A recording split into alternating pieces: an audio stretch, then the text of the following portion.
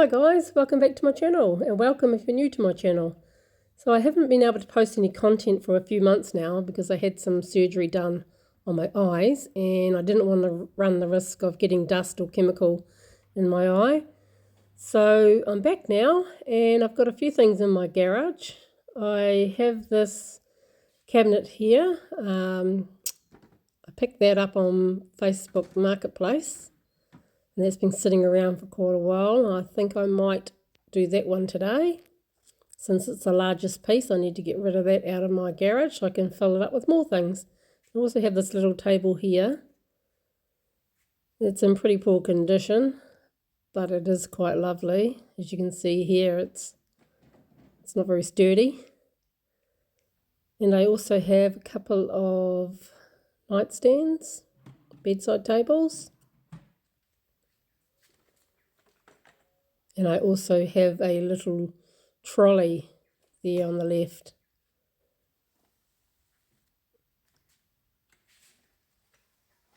So let's start. Let's do the hallway table.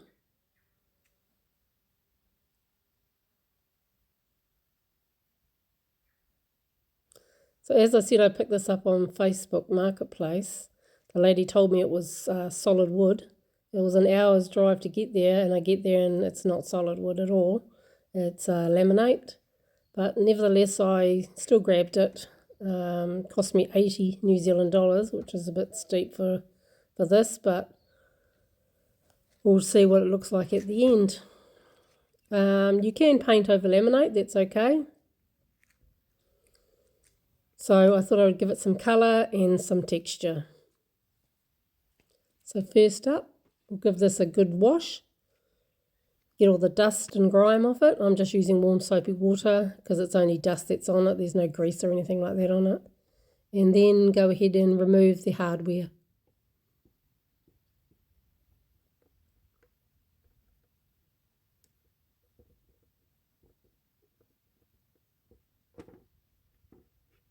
I'll keep these and I'll use them at a later stage on something else.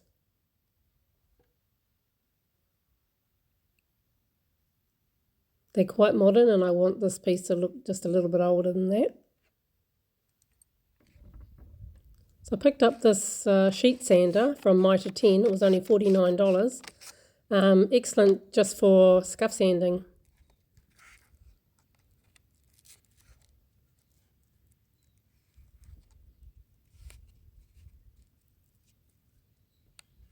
It's easy enough just to cut a piece of sandpaper, pop it on and press it down and into there, and that creates the holes for the dust.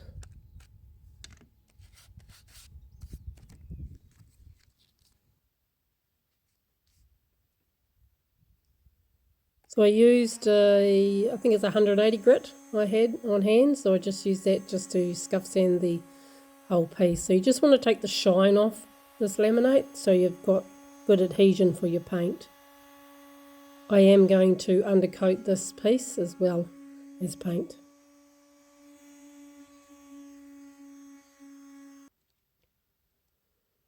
Some multi-fill I have here to fill in those holes because I'm putting single knobs. There's just a few little nicks and scratches to fill up as well.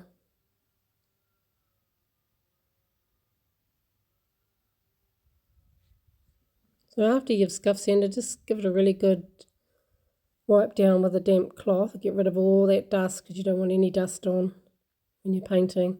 So this is actually too long to fit in the gap where I'm putting it in my house. So I need to take off 15 mils off each end. So I just go ahead and mark that all the way along. And then what I do is I just run a piece of masking tape along those marks, and that gives me my straight edge, my straight line.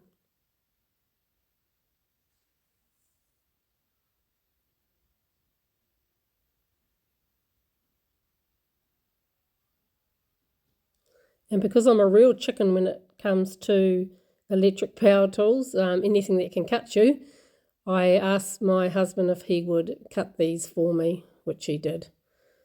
And then just double check, make sure you got your measurements right. And then hand it over to the husband.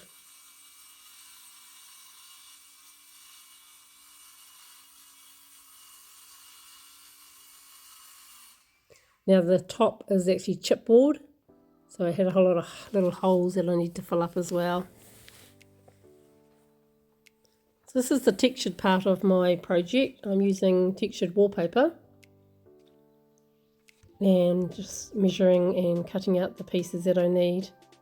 So I'm going to be putting them on at the back of the shelves and also on the sides of the piece as well.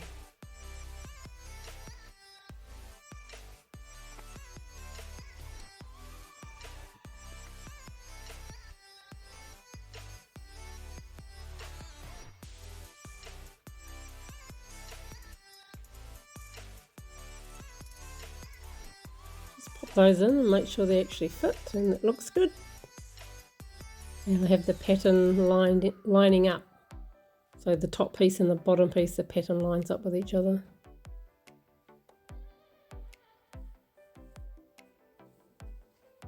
If you would like to see some more content, please consider subscribing to my channel. Thank you.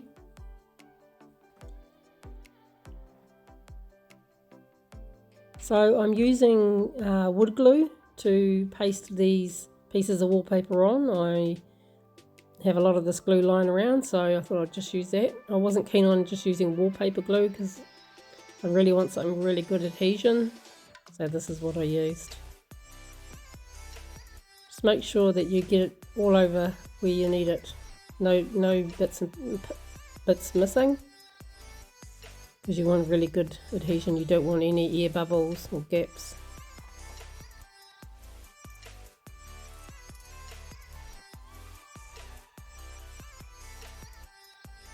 I'm pausing here because I'm thinking, have I got this around the right way? I'm just lining it up. Yep, that's right. So go ahead, put that in. And just smooth it out with your hands, pressing quite firmly. Make sure there's no bubbles and pieces sticking up. Get right into those corners. Just finished the bit of sanding that I needed on those drawers, and this is the rough piece of wood that I was talking about. You can see all those tiny little holes, so I just filled that up with multi-fill as well. So while that's drying, I decided I would line these drawers. This is self-adhesive wallpaper. It's quite thick and it's very sticky, so quite pleased with it. And I just got that from Kmart here in New Zealand. It was a hell of a lot cheaper than going to a store that specialises in that sort of thing. It was, yeah, I can't remember how much it was, maybe $10, $15 a roll. So go ahead and put that in there, smooth it out.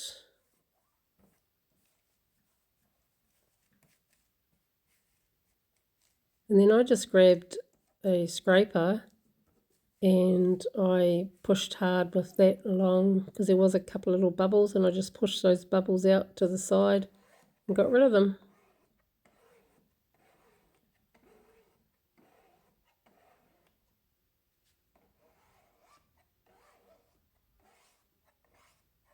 As you can see, there's a bit of excess to remove, so just grab yourself a Stanley knife or Exo knife and cut along that edge. Get rid of the excess.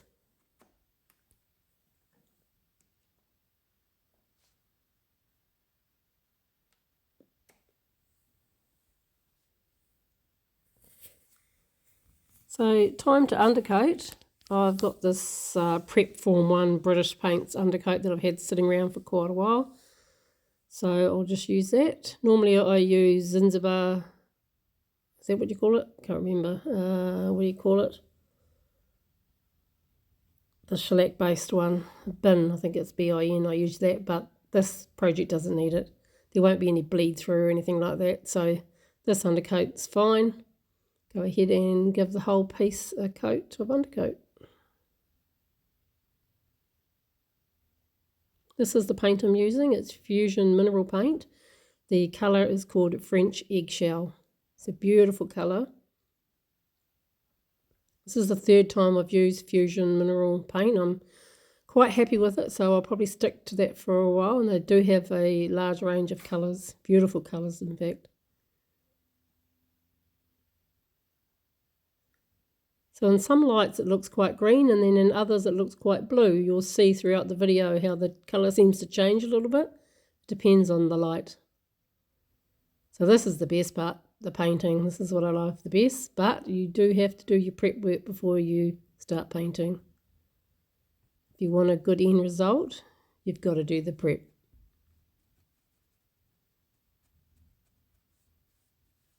The wallpaper I just painted straight on. That didn't need undercoat. It's quite porous, that wallpaper, so the paint adheres quite well. So here you can see it's at night time and the colour looks quite green under the artificial light. So these are the side panels I've decided to put the wallpaper on as well. You won't actually see these where I'm putting it on, where I'm putting it in my house, but I may move the furniture one day or I may sell it, so I'm still going to put it on. Just checking to see if that fits. Some more wood glue.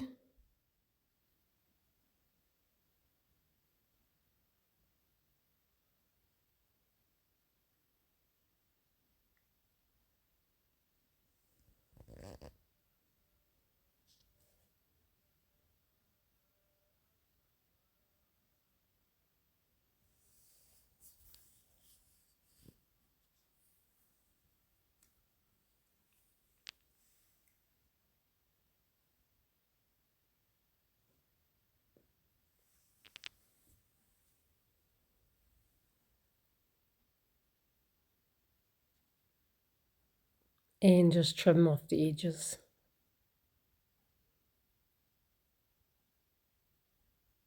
Sometimes it pays to cut it just a little bit bigger so you can trim it and then it's a perfect fit, rather than trying to be perfect from the start. Well, that's my excuse anyway.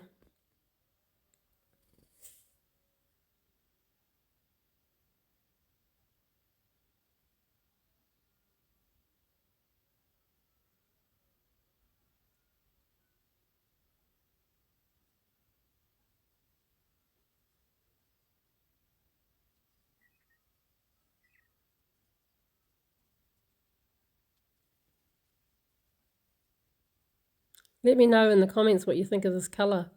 I love it.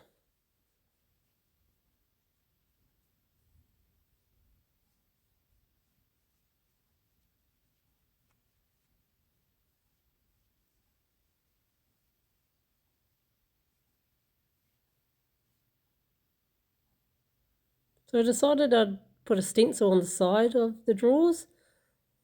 They pull out about 2/3 of the way out, so I'm just going to be doing 2 of those designs that you see. I won't go right to the end. So just use a tiny bit of paint on a very stiff brush and just keep going over and over and over it until you get good coverage. Don't load your brush up too much, otherwise you'll get bleed through. It'll bleed when you pull the stencil off. It'll look all messy. So a little bit and often is better than trying to do it in a hurry. Voila.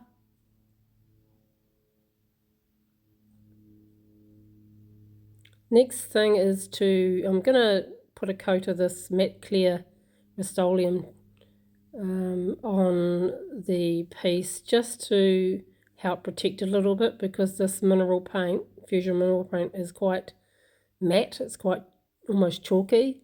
So I just want to protect it a little bit more with that final coat of Rust-Oleum matte clear.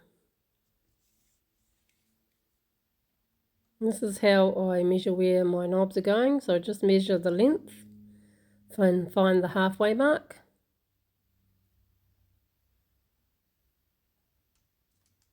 Do that twice.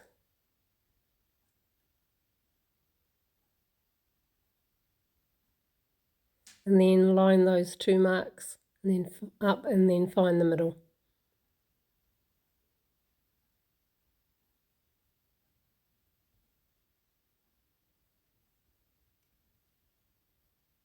These are the knobs I'm using.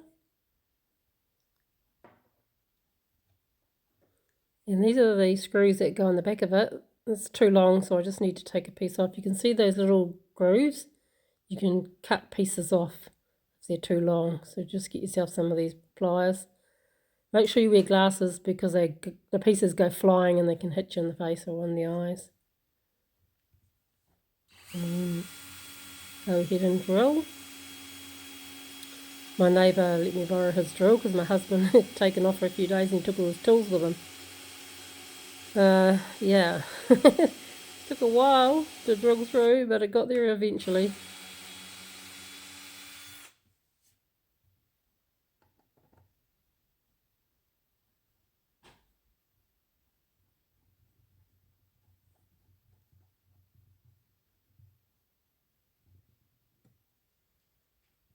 Just tighten those up, make sure they're quite tight and firm.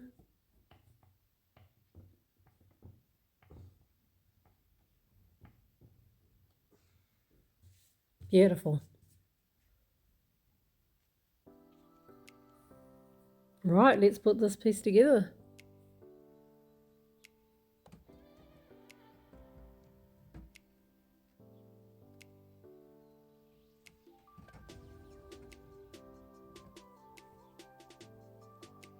And there we have it. All ready to go into my home. I'm putting this near my bathroom. So it's going to have a few towels and things like that on it. And in it. I'm pleased with that wallpaper, looks lovely.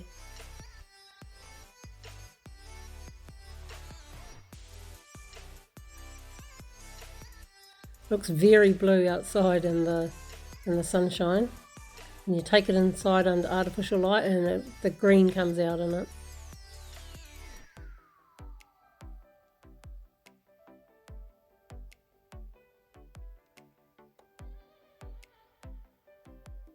And there it is.